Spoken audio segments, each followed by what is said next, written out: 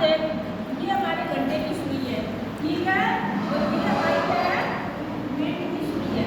अब देखो यहाँ तक पूरी 60 होते हैं, ठीक है मिनट है। अब 60 में से 5 ये कम कर दो, 5 ये कम कर दो, कितनी हो गई 50 मिनट।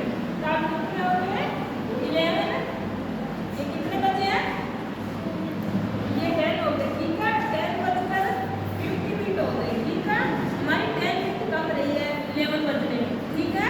तो 50 मिनट हमारी क्या कम है, ठीक है। इस प्रकार हम कहीं भी घुमा सकते हैं इसको। अब बताओ बेटे क्या टाइम है, हाँ बताओ बेटे आप बताओ।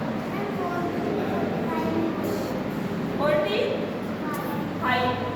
जैसे आप करते हैं ना, इतने बज के सवाया हो गया, नाया हो गया, ये कितने पर होता है, सोया कितने पर होते हैं, हम करते हैं ना, 2:15 हो गए, 2:15।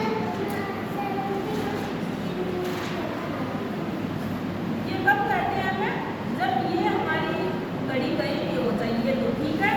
लेकिन ये ना बड़ी वाली, ये 3 पर होगी ना, पूरी 3 पर, तब क्या है हम सुबह बोल सकते हैं, ठीक है। ये सवाया होता है टाइम, ठीक है। पीछे बैठ